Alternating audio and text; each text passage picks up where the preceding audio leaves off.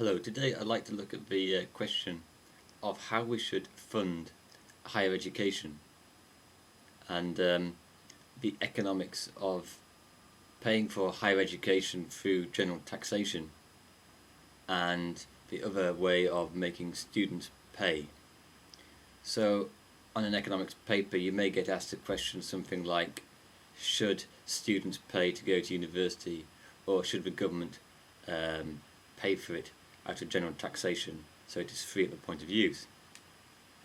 So we start off with the arguments for offering free university education.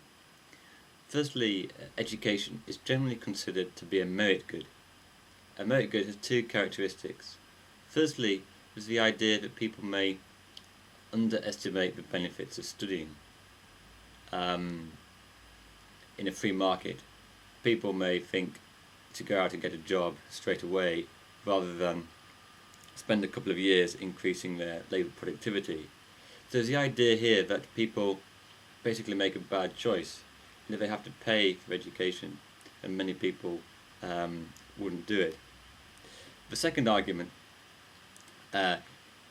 is that higher education has positive externalities. This means that the social benefit of higher education is greater than the private benefit.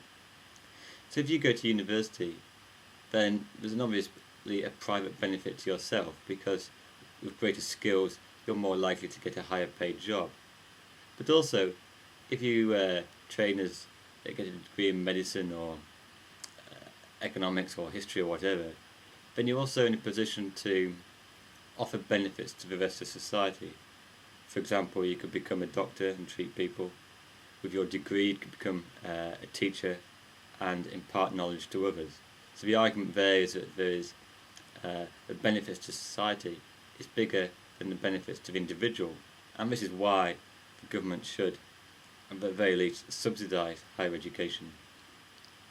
The third argument is one of equity. In a free market, some people will be able to afford to go, some people won't.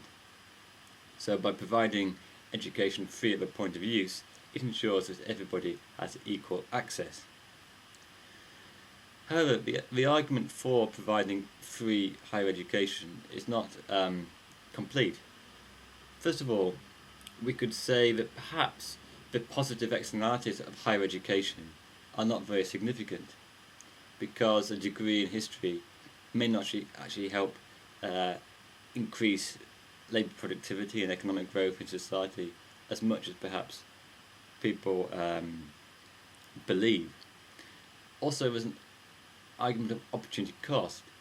If we provide higher education free at the point of use, it means that either we're going to have higher taxes or perhaps less spending on primary, secondary education. And maybe spending on primary and secondary education does more to increase labour productivity and the general skills of the population. You could also argue that perhaps the government is misplaced in trying to have 50% of school children go to university. You could argue there's greater need for training in electricians and plumbers, and putting 50% of people into higher education is kind of overkill, and it's quite inexpensive for the taxpayer when the benefits of subsidising higher education for 3 years are really quite high. Also, there's an argument that when governments provide things free, there can be perhaps inefficiency, in the sense that when governments subsidise industries, or in this case the service sector of education, that maybe resources are misused. If universities have to raise finance themselves, then they may be more efficient in the allocation of resources. Also, if higher education is free, it may encourage people to go to university who don't particularly want to go, or they haven't got tremendous motivation, so they're more likely to drop out.